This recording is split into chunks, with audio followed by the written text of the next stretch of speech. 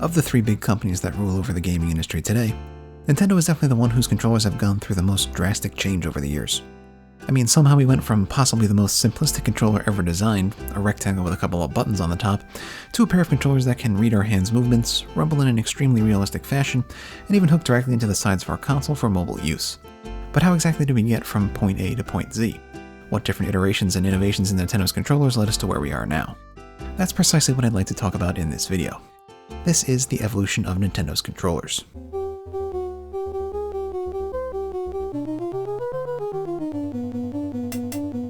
First things first, we have to wind the clock way back to the early 80s.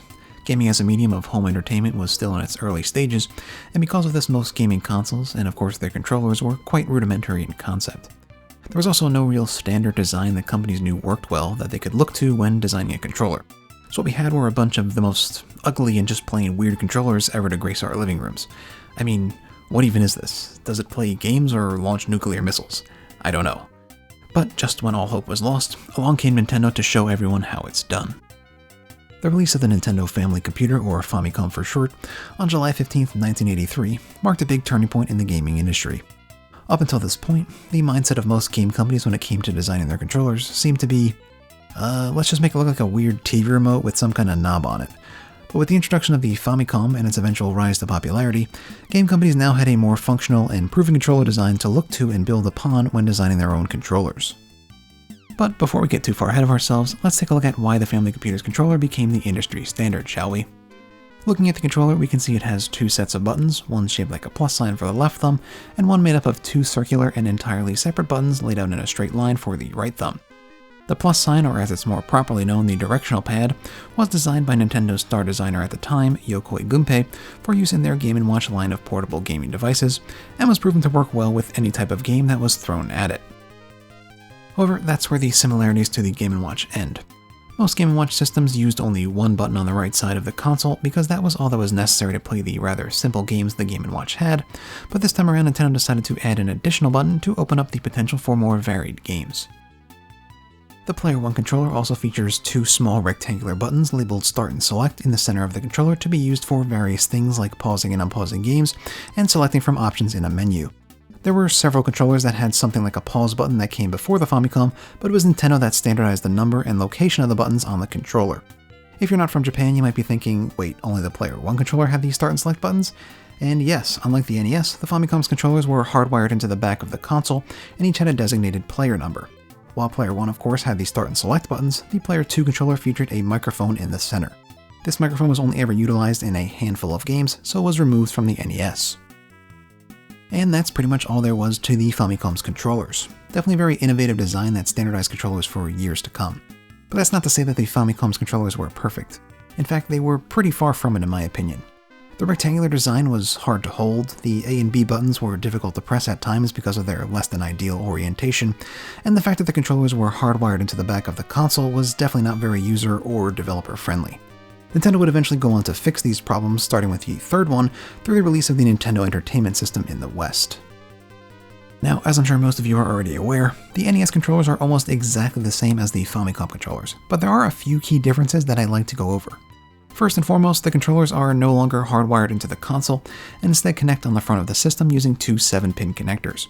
This small innovation allowed for more freedom for players and developers alike, and has since been a mainstay in almost every console that came after the NES. But not all the changes Nintendo made went over as well as this one. The design decision to make the controllers even more sharply rectangular was not a good idea at all in my opinion, and just served to make the controllers even more difficult to hold. A design decision that Nintendo would quickly go back on with their next console, the Super Nintendo Entertainment System.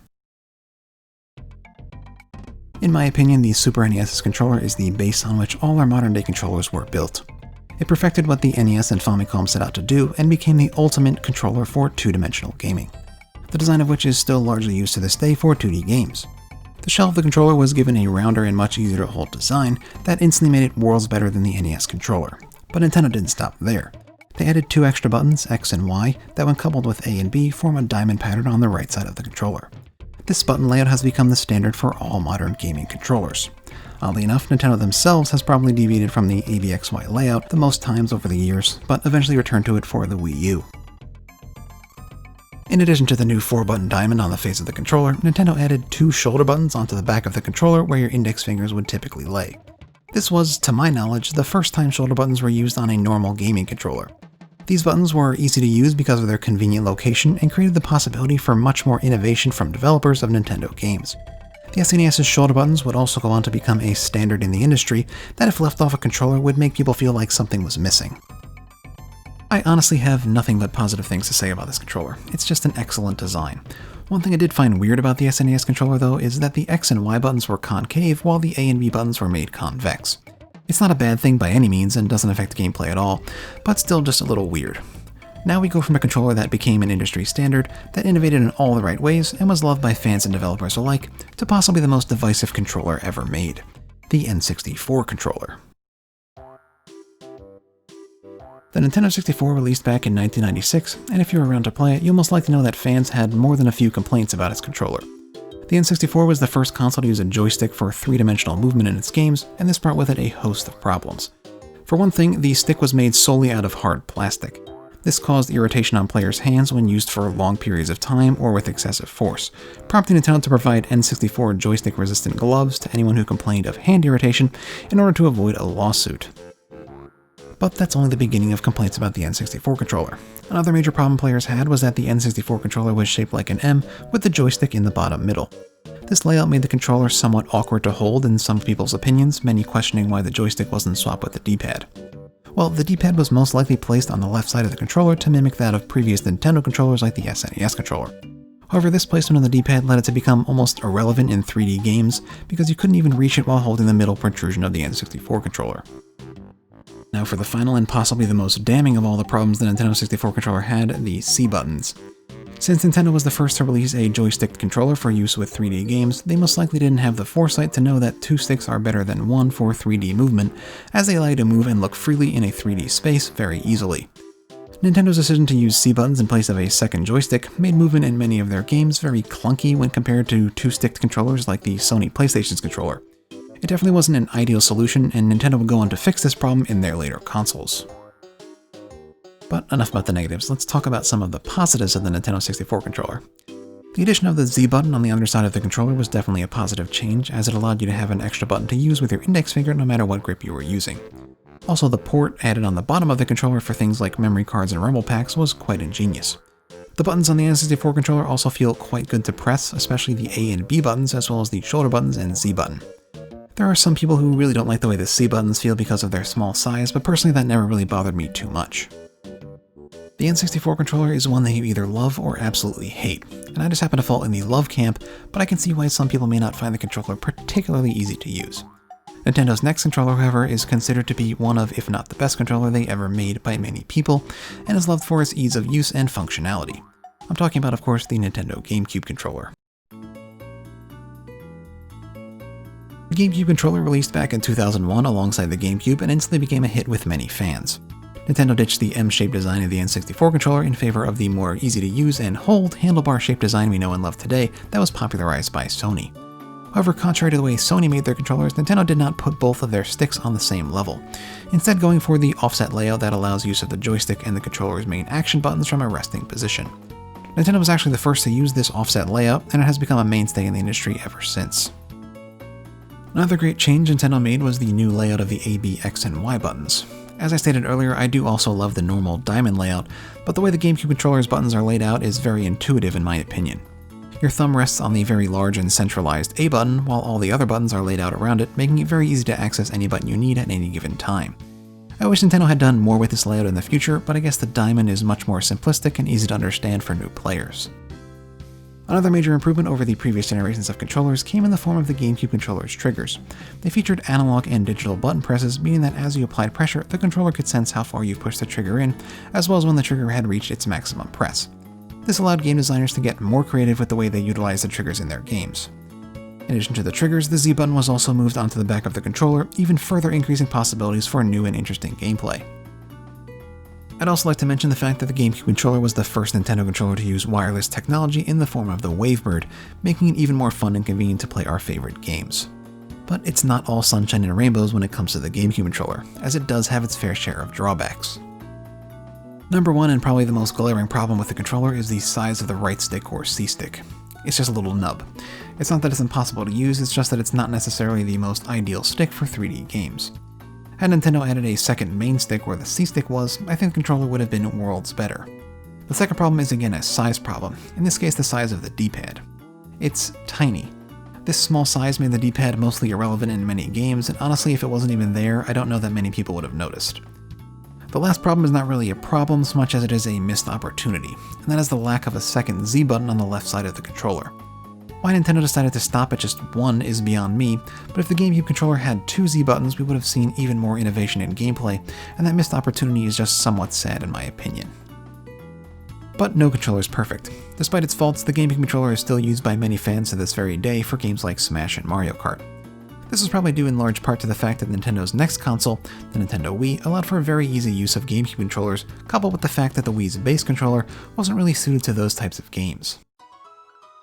The Wii's main controller was known as the Wii Remote, or Wiimote for short, and it contained a number of very advanced features not yet seen in a gaming controller.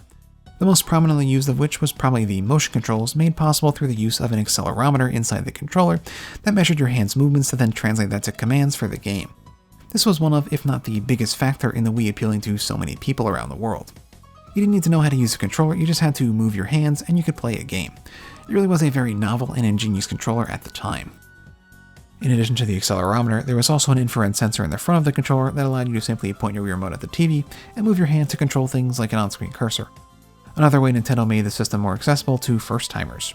The Wii Remote also featured a proprietary port on the bottom of the controller that was used to connect a number of different peripherals like the Nunchuck or the Wii Classic controller. This made it possible to expand the limited functionality of the Wii Remote, making a larger variety of games playable on the Wii. The Nunchuck gave you access to a few extra buttons and a much-needed joystick to allow you to play games that didn't rely solely on motion controls. The Classic controller was just a straight-up normal controller that you plugged into the bottom of your Wii Remote to allow you to play certain games that didn't utilize motion controls more easily and in a more familiar fashion. But getting back to the main controller, the Wiimote by itself has very few buttons when compared to other controllers.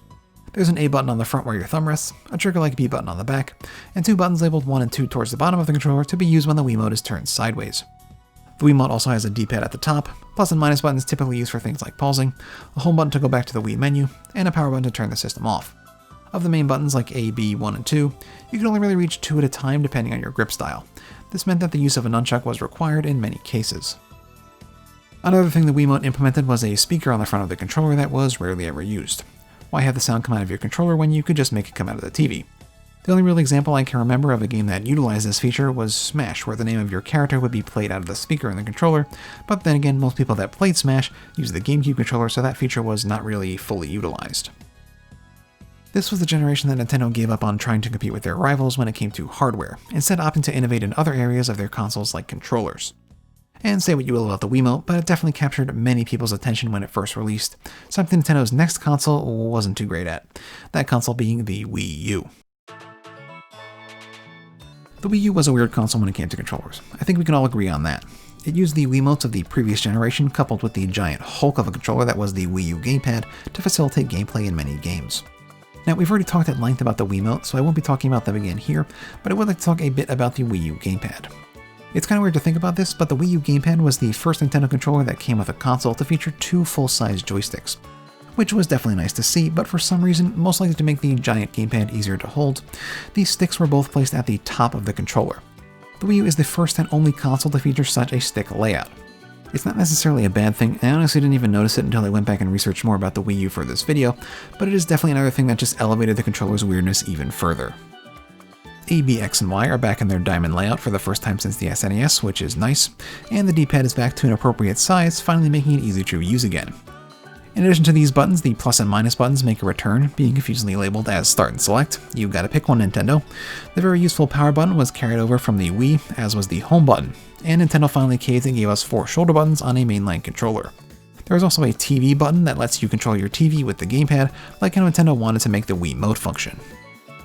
But enough about the buttons, let's move on to the other features jam-packed into this thing.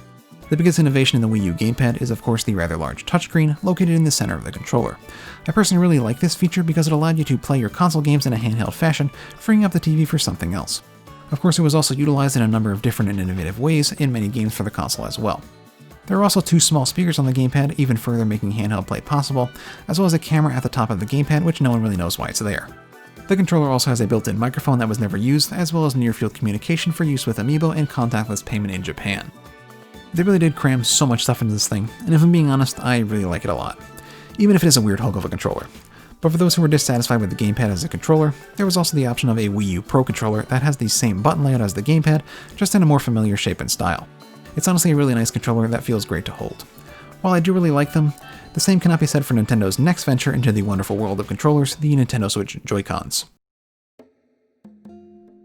The Switch released not even 4 years ago, back in early 2017, so I'm sure many of you are already very familiar with the Joycons, but I'm going to go over them anyway just for the sake of completion.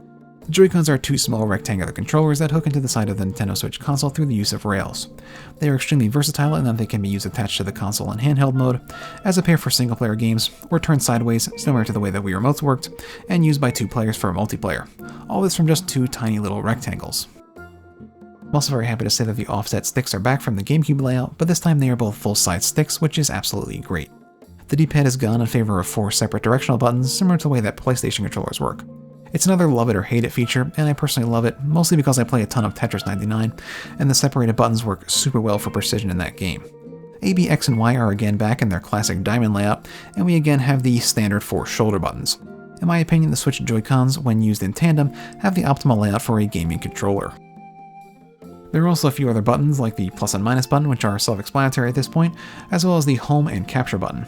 The right Joy-Con also features Amiibo support and an infrared sensor that can sense things like distance, and can also be used as a heart rate monitor. Both Joy-Con also have accelerometers as well as gyroscopes to make motion-based gameplay possible, and were the first controllers to feature HD rumble, which is a much more realistic type of rumble that can mimic real vibrations very accurately. As I said earlier, these controllers are not perfect. The non-ergonomic flat shape makes them very hard to hold for long periods of time. I know my hands definitely cramped up a few times while playing Animal Crossing. Also, the fact that the sticks and face buttons are aligned vertically is less than ideal. It makes moving from one to the other rather difficult, sometimes forcing you to change your grip. Also, the 2 shoulder buttons on the inside of the controllers are very difficult to hit without the strap. And probably the biggest problem with the Joy-Cons is that they develop drift after repeated use, forcing you to either repair them or buy a new set of Joy-Cons, which are not exactly cheap. I've personally been through this, and it's definitely not fun. That's actually more problems than I thought there would be, but most if not all of them are solved by the Switch Pro controller, which is as close to perfect as you can get in my opinion. It's comfortable to hold, has the same button layout as the Switch but with the sticks and buttons not aligned vertically, there's no drift as far as I'm aware, and all the buttons are super easy to press.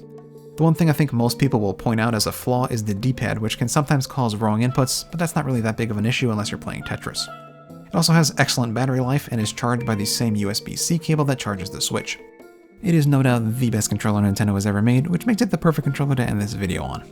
As for what Nintendo will come up with next, only they know for sure, but with the general trend we've seen from Nintendo over the years, I can say with confidence that it will most likely be another excellent controller. Wow, that was a long one. Thanks so much for watching all the way to the end of the video, it really means a lot to me. If you enjoyed what you saw here today, consider giving the video a like, it helps me out a lot, and it always is greatly appreciated. And if you want to see more content like this in the future, consider subscribing as well. Thanks again for watching everybody, and I'll see you in the next one. Heck out. Well, I guess I have this now.